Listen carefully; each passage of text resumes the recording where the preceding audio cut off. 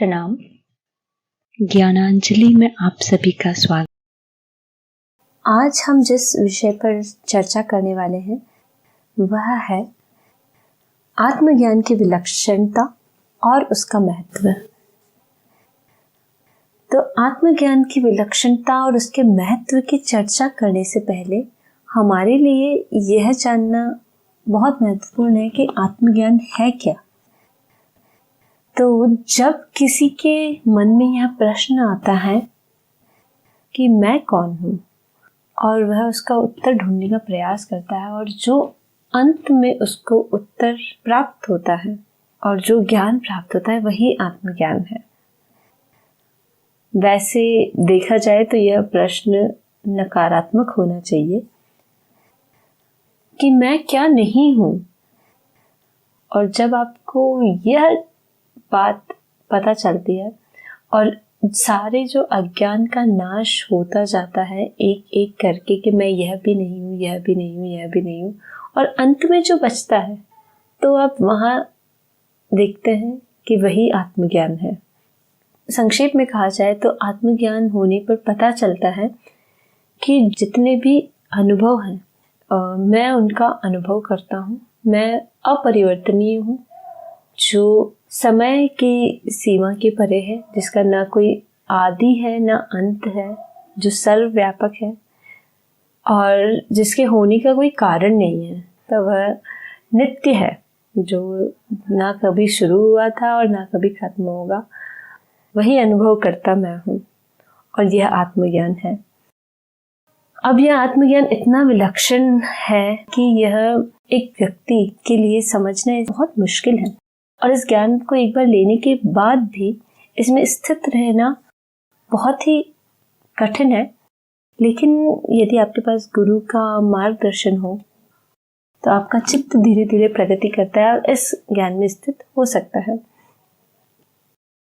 फिर भी हम मानव चित्त की विभिन्न परतों पर आत्मज्ञान का उपयोग करके देखते हैं कि कैसे जो मानव के अलग अलग बंधन हैं, जो उसके दुख का कारण बन रहे हैं, उनसे उसे मुक्ति मिल सकती है आत्मज्ञान के द्वारा, और कैसे उसके सारे अज्ञान का नाश संभव है।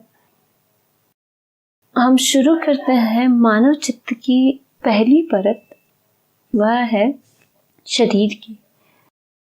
बहुत सारे मनुष्य अपने आप को सिर्फ शरीर मान लेते हैं और जब आप अपने आप को शरीर मान लेते हैं तो आप उसकी सारी इच्छाओं से बंध जाते हैं।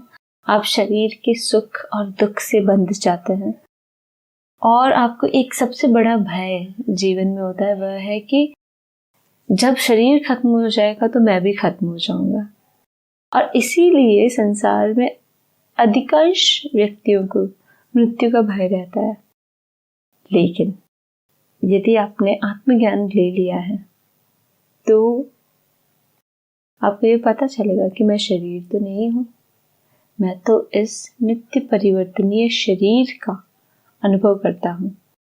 और जब आप यह जान लेंगे कि वह अनुभव करता न कभी पैदा होता है और न कभी मरता है, सिर्फ अनुभव बदल जाते हैं, और यह शरीर के जाने के बाद भी अनुभव करता में कुछ नहीं बदलेगा, सिर्फ अनुभव बदल जाएंगे। तो यह ज्ञान आपके सारे शरीर के साथ जुड़े हुए दुखों का पूर्णतः निवारण कर देगा। और सबसे महत्वपूर्ण बात, आपका मृत्यु से जो भय है उसको समाप्त कर देगा। आप इसकी विलक्षणता इसी प्रकार समझ सकते हैं कि एक व्यक्ति के जीवन का जो सबसे बड़ा डर है वह आत्मज्ञान के द्वारा नष्ट किया जा सकता है।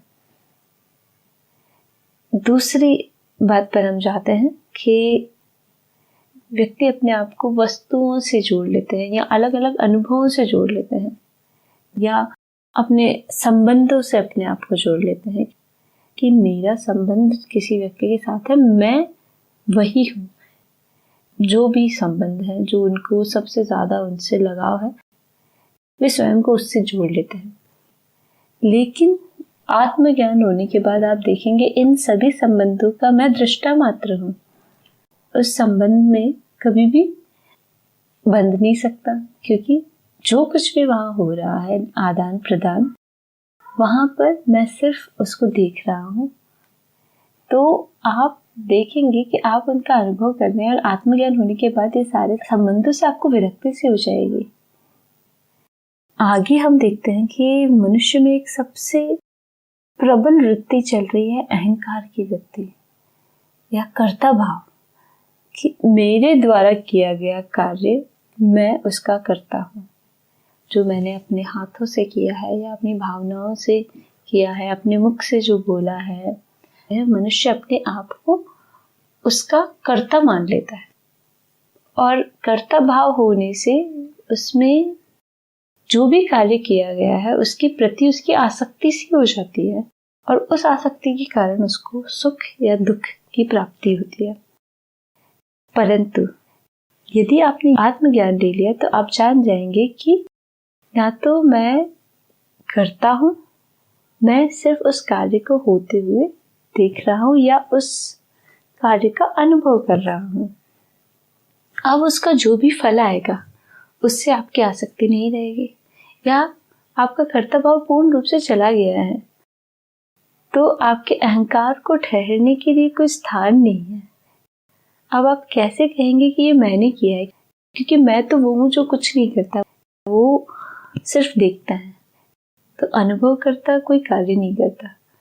और अगर मैं वह हूँ तो ये करने वाला कौन है, मतलब करता कोई है ही नहीं। तो यह अहम के भाव का नाश आत्मज्ञान के द्वारा ही संभव है। तो यह आत्मज्ञान की विलक्षणता ही है कि व्यक्ति का सबसे व्यक्तिगत उसका अहंकार भी उससे छीन लिया जाता है। एक प्रकार की वृत्ति और मनुष्य चित्त में चल रही है, वह है भावनाएं।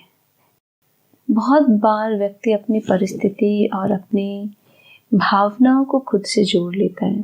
तो यहाँ पर हम दो अलग अलग प्रकार के व्यक्तियों का उदाहरण लेते हैं कि एक व्यक्ति जिसे आत्मज्ञान है और एक व्यक्ति जिसे आत्मज्ञान नहीं है। तो जिस व्यक्ति को आत्मज्ञान नहीं है, यदि उसके सामने कोई विकट परिस्थिति आई और वह उस परिस्थिति में उसे दुख का सामना करना पड़ रहा है, तो वो व्यक्ति क्या बोलेगा कि मैं दुखी हूँ, और वह अपने दुख को अपने आप से जोड़ लेगा। फिर उसको उस दुख से अलग करना बहुत मुश्किल है। वहीं हम दूसरी तरफ देखते हैं, वह व्यक्ति जिसे आत्मज्ञान हो गया है और उसके जीवन में कोई कठिन परिस्थिति आई है, तो वो उस परिस्थिति को देखेगा और बोलेगा कि यह दुख की भावना है और मैं इसका दृष्टा हूँ, या यह एक कठिन परिस्थिति है और मैं इसका दृष्टा हूँ। अब यहाँ पर उसकी उस दुख और उस व्यक्ति के बीच में एक दूरी बन गई है, और अब वह अपनी बुद्धि का प्रयोग करके उस परिस्थिति को बदल सकता है। तो उसके जीवन पर और उसकी भावनाओं पर उसका पूर्ण नियंत्रण संभव है। आत्मज्ञान होने से आप देखेंगे कि आप उसके अनुभव करते हैं, तो वो चीज आपको दुखी कर नहीं पाएगी। लेकिन यदि परिस्थिति कठिन है और आप अपनी चेतना में हैं, तो आप उस परिस्थिति को बदलने का प्रयास करेंगे।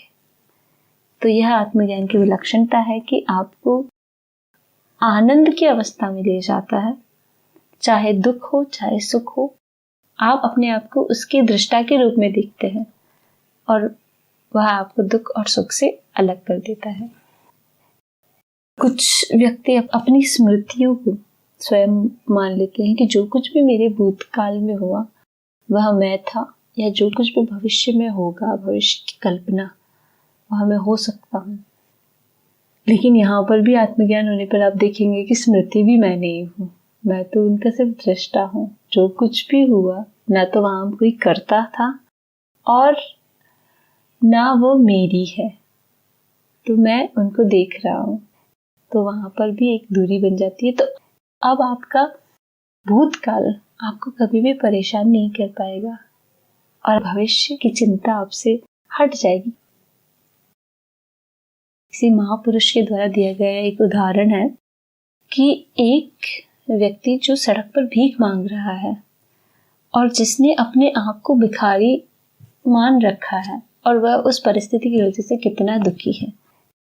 वहीं एक व्यक्ति है जो मंच पर एक भिखारी का अभिनय कर रहा है और वह अभिनय करते वक्त वह दुखी होने का नाटक कर रहा है, लेकिन वह स्वयं क्या है वह जानता है कि वह गरीब नहीं है, यह भिखारी नहीं है, यह बात उसे पता है। अब जो व्यक्ति सच में भिखारी है और जो व्यक्ति अभिनय कर रहा है, उन दोनों में फर्क सिर्फ इतना है कि एक जानता है कि वह सच में क्या है और एक नहीं जानता कि वह सच में क्या है। तो आत्मज्ञान होने का यही अंतर है कि जब आपको आत्मज्ञान नहीं है तो आप स्वयं को उस परिस्थिति में डालकर अपने आप को वही मान लेंगे, लेकिन जब आपको आत्मज्ञान हो गया है तो आपको पता चल जाएगा कि यह सारा एक खेल जगत में चल रहा है और मैं यहाँ पर अभिनय करने वाला एक पात्र हूँ और मैं अपना अभिनय करके या अभिनय करने के दौरान भी मुझे पता है कि मैं कौन हूँ। मतलब जो व्यक्ति अभिनय कर रहा है वो कभी भी भिखारी के रूप में अपने आप को नहीं देख पाएगा और वह स्वयं के स्वरूप को जानता है कि वह अनुभव करता है, तो उसके और उस भिखारी के रूप में एक दूरी बनी रहेगी। लेकिन जब आप स्वयं को भिखारी मान लेंगे तो वही आपके सारे दुखों का कारण बन जाएगा। और यही आत्मज्ञान की विलक्षणता है कि आप स्वयं देख सकते हैं इस उदाहरण के द्वारा कि एक गरीब, एक भिखारी और एक भिखारी का अभिनय करने वाले में जितना अंतर है वही अंतर एक अज्ञानी और एक आत्मज्ञानी में है। सबसे अंत में एक महत्वपूर्ण बिंदु है कि व्यक्ति यह मान लेता है कि जिसको यह ज्ञान हो रहा है मैं वही ज्ञानी हूँ जिसे आत्मज्ञान हुआ है और जो सब कुछ जानता है। तो यहाँ आप देखेंगे आपसे कहा जाएगा कि नहीं, आप ज्ञानी नहीं हैं, आप वह है जो इस ज्ञान का दृष्टा है। बुद्धि से जो भी चीज प्राप्त करना संभव है या आपके स्वयं के मुख से जो बात कहना संभव है वह सब आप नहीं है, आप उन सब का अनुभव कर रहे हैं, आप वह अनुभव करता है। तो कोई भी आत्मज्ञानी यह नहीं कह सकता कि वह आत्मज्ञानी है, क्योंकि आत्मज्ञान में स्थित हुआ जा सकता है। जब आपने ये कह दिया कि मैं आत्मज्ञानी हूँ तो उसका अनुभव आपको हो गया, और यह अनुभव जब हुआ तो आप तो अनुभव करता है, आप यह अनुभव आप नहीं है। तो बुद्धि से प्राप्त हर वस्तु आप नहीं है और यही आत्मज्ञान है। जो कुछ भी बाहर है वह आप नहीं हो सकते। तो आत्मज्ञान होने के बाद क्या होगा, व्यक्ति का जीवन कैसा होगा? तो यह प्रश्न मैंने अपने गुरुदेव से कहा कि आत्मज्ञान लेने के बाद क्या किया जाए। तो उन्होंने यही उत्तर दिया कि जो कुछ भी आवश्यक है वह अपने आप हो। आप इस भाव में, इस ज्ञान में स्थित रहिए, आप दृष्टा है, इस चेतना में आप स्थित हो जाइए और उसके बाद करना कुछ नहीं है। जो आवश्यक है वह सब कुछ अपने आप होगा, अनावश्यक सब कुछ छूट जाएगा। जो व्यर्थ की भाग दौड़ जिंदगी में है, व्यर्थ की इच्छा है, व्यर्थ के संबंध, या जो कुछ भी अनावश्यक है वह सब छूट जाएगा। और यही आत्मज्ञान का महत्व है कि यह आपको वहां ले जाएगा जहां आपकी बुद्धि आपको नहीं ले जा सकती। इस ज्ञान में स्थित रहना है। अनुभवकर्ता में स्थित होने के बाद ये सारा संसार अपने आप छूट जाता है। इसको छोड़ने के लिए कोई अतिरिक्त प्रयास बाहरी रूप से करने की आवश्यकता नहीं है। यह पूर्ण रूप से आंतरिक है।